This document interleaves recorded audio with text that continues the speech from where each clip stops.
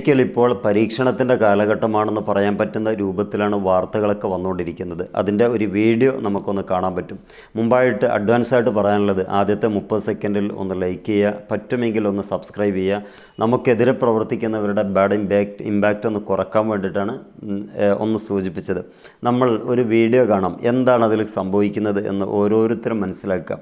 അത്രമേൽ ഹെവി പ്രഷറിലാണ് ആളുകൾ, അമേരിക്കയിലെ ഉന്നത നേതാക്കന്മാരൊക്കെയും കഴിഞ്ഞു പോകുന്നത്. ഒരു സദസ്സിൽ വരികയും ആ സദസ്സിൽ ട്രംപ് ഉണ്ടായിരിക്കുകയും ആ ഓരോ വലിയ വലിയ ചടങ്ങുകൾ നടന്നുകൊണ്ട് പോകുന്നതിനിടയ്ക്ക് ഒരു പ്രധാനപ്പെട്ട വ്യക്തി അവിടെ സംസാരിക്കുന്നുണ്ട്. ആ സംസാരിക്കുന്ന വേളയിൽ അദ്ദേഹം അങ്ങനെ തന്നെ കുഴഞ്ഞു വീഴുന്ന ഒരു അവസ്ഥ. ഇതിനെ പാശ്ചാത്യ മാധ്യമങ്ങളും ഇൻ്റർനാഷണൽ മാധ്യമങ്ങളൊക്കെ പറയുന്ന ഒരു വസ്തുത എന്ന് പറയുന്നത്, അത്രമേൽ ട്രംപിൻ്റെ പ്രഷർ ഓരോ ഘട്ടങ്ങളിലായിട്ട് ഇവർ ചെയ്തു തീർക്കേണ്ടതും അതുമായി ബന്ധപ്പെട്ടതും അതുപോലെ തന്നെ അത്രമേൽ ഗൗരവമായിട്ടുള്ള വിഷയങ്ങളാണ് ഓരോ ആളുകൾക്കും ഈ ട്രംപ് ഇപ്പം വിഹിതിച്ചു കൊടുത്തുകൊണ്ടിരിക്കുന്നത്. അതിൻ്റെ ഫലമായി ഇപ്പോൾ കിട്ടിയ ഒരു വലിയ ഒരു പ്രയാസം എന്ന് പറയുന്നത്, ആളുകൾ പോലും അങ്ങനെ കുഴഞ്ഞു വീഴാണ്. ആ രംഗം ഒന്ന് കണ്ടു നോക്കിയാൽ നിങ്ങൾക്കറിയാൻ പറ്റും. ട്രംപ് ഓൾറെഡി ആ സദസ്സിലുണ്ട്. ആ സദസ്സിലിരിക്കുമ്പോഴാണ് ഈ സംഭവം നടക്കുന്നത്. നോക്കാം, ഇതാണ് അദ്ദേഹത്തിൻ്റെ ഒരു വീഡിയോ. ആ മനുഷ്യൻ താഴേക്ക് പോവുകയാണ്. താഴെ വീഴുമ്പോൾ ട്രംപ് ഇങ്ങനെ നോക്കി നിൽക്കുന്നുണ്ട്, എന്താണ് സംഭവിച്ചത് എന്നും ചോദിച്ചിട്ട്. ആ ട്രംപാണ് നിങ്ങളീ കാണുന്ന ആൾ. ഇത്രമേൽ പ്രയാസത്തിലാണ് അമേരിക്കയിലെ ഓരോ ഉദ്യോഗസ്ഥന്മാരും ട്രംപിനെ കൊണ്ട് കുടുങ്ങിയിട്ടുള്ളത്. ട്രംപ് എന്താ ചെയ്തുകൊണ്ടിരിക്കുന്നത്? ഓരോ ഘട്ടത്തിലും അദ്ദേഹം പറയുന്നതൊക്കെ ആളുകൾ അംഗീകരിക്കണം, ഉദ്യോഗസ്ഥന്മാർ ചെയ്തു കൊടുക്കണം. ചെയ്തിങ്ങനെ അത് അദ്ദേഹം സംസാരിക്കുന്നതിനിടയ്ക്ക് വീണ് താങ്ങി പിടിക്കുകയാണ് ചെയ്യുന്നത്. അതിനിടയ്ക്ക് ട്രംപ് കണ്ടില്ല, ഇങ്ങനെ നോക്കി നിൽക്കുന്ന, എന്നാപ്പം സംഭവിച്ചതെന്ന് നോക്കിയിട്ട്. അപ്പോൾ എന്താ ഇവിടെ സംഭവിക്കുന്നത്? ഈ ട്രംപിനെയും കൊണ്ട് ലോക ജനത കൂടുതൽ കുടുങ്ങിയത് ഇവരുടെ ഒഫീഷ്യൽസ് ആയിട്ടുള്ള ഉന്നത ഉദ്യോഗസ്ഥരുമാണ്. അതുകൊണ്ട് തന്നെ ലോകത്തെമ്പാടും ഈ ട്രംപ് വലിയ ഒരു ഭീഷണിയായി മാറിയിരിക്കുകയാണെന്ന് മനസ്സിലാക്കാൻ പറ്റും.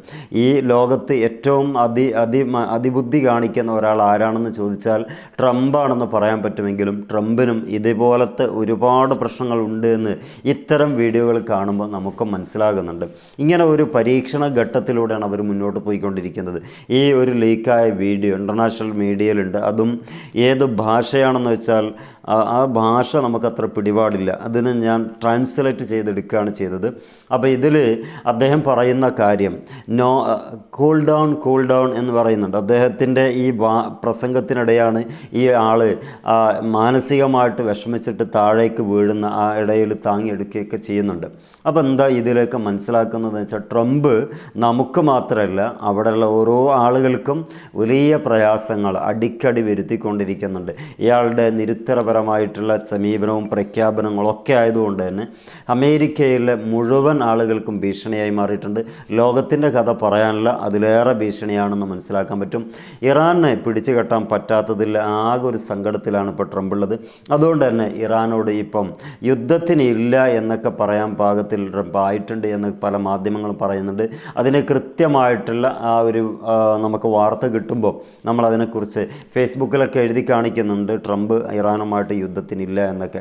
പക്ഷേ ചില സ്ഥലങ്ങൾ കാണുന്നുണ്ട് 48 മണിക്കൂറിനുള്ളിൽ നിർണായകമായിട്ടുള്ള നീക്കം അമേരിക്കൻ സേന നടത്തുമെന്ന്. ഈ അവസ്ഥ നമുക്ക് എങ്ങനെ പൊരുത്തപ്പെട്ട് മുന്നോട്ട് പോകുമെന്ന് വെച്ചാൽ അറിയില്ല. കാരണം സത്യാനന്തര കാലഘട്ടത്തിലാണ് നമ്മൾ ജീവിക്കുന്നത്. നേരത്തെ നമ്മുടെ ഈ ഇറാന് അനുകൂലമായിട്ട് പ്രൊട്ടസ്റ്റ് ഉണ്ടാക്കിയതിന് ചില മാധ്യമങ്ങൾ പ്രചരിപ്പിച്ചത് അത് AI ഉണ്ടാക്കിയെടുത്ത വീഡിയോ പ്രചരിപ്പിക്കുകയാണെന്നാണ്. അത്രയും ആ അവസ്ഥയിലാണ് ഇപ്പോൾ സത്യേത് അല്ല കളവേത് എന്ന് മനസ്സിലാക്കാൻ പറ്റാത്തൊരവസ്ഥയിലാണ്. പക്ഷെ അവിടെ ഉണ്ടായത് ആയത്തുള്ള ഖാംനയുടെ മകൻ തന്നെ നാട്ടുകാരോട് പറയുന്നുണ്ട്, നമുക്ക് ജനുവരി 12 നമ്മുടെ ചത്വരത്തിൽ ഒരുമിച്ച് കൂടണമെന്ന്. ആ പ്രഖ്യാപനങ്ങളൊക്കെ ഇൻ്റർനാഷണൽ മീഡിയകളൊക്കെ ഓൾറെഡി നമ്മളെ വാർത്തകൾ ചെയ്തതാണ്. പിന്നെ ഇതൊക്കെ AI ആണെന്ന് പറയുന്ന ആളുകളുടെ തലയിൽ എന്തിരിക്കുന്നതെന്ന് ചോദിക്കുമ്പോൾ ഞാൻ പറയാതെ നിങ്ങൾക്കറിയാമല്ലോ. അപ്പോൾ ചുരുക്കത്തിൽ ട്രംപ് ഇപ്പോൾ ആകപ്പെട്ടിട്ടുള്ള ഒരു വലിയൊരു വിഭ്രാന്തി ബാധിച്ച ഒരു മനുഷ്യൻ രോഗിയായിട്ടൊക്കെയാണ് കാണുന്നത് എന്ന് മനസ്സിലാക്കാം. എന്താണെങ്കിലും ഇറാനോട് ഇനി മുട്ടാൻ പോകുമോ ഇല്ലയോ എന്നൊക്കെ കാത്തിരുന്ന് കാണാം. ഈ ഒരു അവസ്ഥയിൽ AIയുടെ അതിപ്രസരണം നടക്കുന്ന കാലത്ത് ഭാഗത്ത് ഇപ്പം നമുക്ക് എന്തിനെ അംഗീകരിക്കണം എന്തിനെ തള്ളിക്കളയണമെന്ന് പറയാൻ കഴിയില്ല. ഇപ്പം തന്നെ ഇസ്രായേലിൻ്റെ ഏറ്റവും വലിയ ബേസ്മെൻറ്റിൽ അഥവാ സൈനിക കേന്ദ്രങ്ങൾ വെള്ളപ്പൊക്കം ആണെന്നൊക്കെ പറഞ്ഞിട്ട് വാർത്ത വന്നിട്ടുണ്ട്. ഈ വന്നത് മുഴുവനും ചെയ്യുകയാണെങ്കിൽ വീഡിയോ ചെയ്യുകയാണെങ്കിൽ കണ്ടമാനം വീഡിയോ നമുക്ക് ഓരോ ദിവസവും മണിക്കൂർ എന്നല്ല 10 മിനിറ്റ് ചെയ്യാം. പക്ഷേ നമുക്ക് തന്നെ ആ പിക്ചർ കാണുമ്പം ഒരു വിശ്വാസ്യത വരുന്നില്ല. അതുകൊണ്ടാണ് ഞാൻ ആ വീഡിയോകളൊന്നും ആ ഒരു തലക്കെട്ടിലൊന്നും ചെയ്യാൻ ആഗ്രഹിക്കാത്തത്. നമുക്കും ഏറെക്കുറെ ബോധ്യമുള്ളതിന് ചെയ്യുക എന്നതാണ്. കാരണം നിങ്ങളുടെ വാല്യൂ ഉള്ള ഒരു ടൈമാണ് ഈ വീഡിയോ ഒക്കെ കാണാൻ സ്പെൻഡ് ചെയ്യുന്നതെന്ന് കൃത്യമായി അറിയുന്ന ആളാണ് ഞാൻ. അപ്പോൾ എനിക്ക് റീച്ച് കിട്ടാനും അതേപോലെ ഇതിൽ നിന്ന് പൈസ കിട്ടുന്നുണ്ടെന്നൊക്കെ പറയുന്നുണ്ട്. പൈസ ഇന്ന് വരെ കിട്ടിയിട്ടില്ല കേട്ടോ. അപ്പോൾ എന്തിനാന്ന് വെച്ചാൽ നമ്മുടെ ആഗ്രഹം ഇതേ ഉണ്ടായിരുന്നുള്ളൂ. പല മാധ്യമങ്ങളും ഇന്നും നമ്മുടെ മലബാറിലെ മാധ്യമങ്ങൾ എന്താ ചെയ്തത്, ഈ ഇറാനിലെ വലിയ രൂപത്തിൽ പ്രക്ഷോഭം ഇപ്പോഴും പൊട്ടിപ്പുറപ്പെട്ടുകൊണ്ടിരിക്കുക എന്നൊക്കെ പറയുന്നുണ്ട്.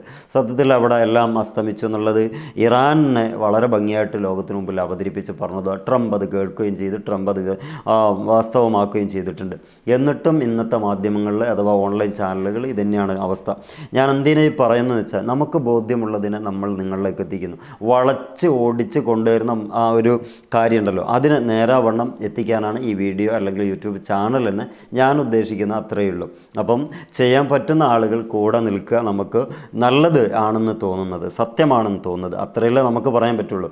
ഇറാനിൽ പോയിട്ട് വാർത്ത ശേഖരിച്ചു കൊണ്ടുവരാൻ നമുക്കാവില്ല. പിന്നെ ആകെ ഉള്ളത് എന്താ, ഇറാൻ ഒഫീഷ്യൽ സൈറ്റിൽ വരുന്നതും അത് അവരോട് അനുബന്ധമായിട്ടുള്ള ഒഫീഷ്യൽ അഥവാ അവരുടെ വിദേശകാര്യ മന്ത്രാലയത്തിൻ്റെ സൈറ്റ്, അതുപോലെ ബന്ധപ്പെട്ട ഓരോ സൈറ്റുകളുണ്ട്.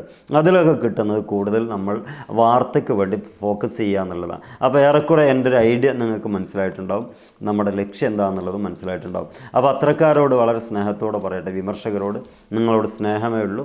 നിങ്ങൾ എന്താണോ ഉദ്ദേശിക്കുന്നത് അത് നിങ്ങളിങ്ങനെ മുന്നോട്ട് പോയിക്കൊണ്ടിരിക്കും. ഞാനിങ്ങനെ പറഞ്ഞാൽ നന്നാകും എന്നൊരു പ്രതീക്ഷ എനിക്കില്ല. എന്നാലും പറയാം, നമുക്ക് വലിയ ഒരു ആൾക്കൂട്ടം എന്നൊന്നും നമ്മൾ പ്രതീക്ഷിക്കുന്നില്ല. അങ്ങനെയാണ് കുറേ ദിവസം മുമ്പേ നമുക്ക് പറയാമായിരുന്നു, പൈസക്കൊക്കെ വേണ്ടിയിട്ടാണെങ്കിൽ.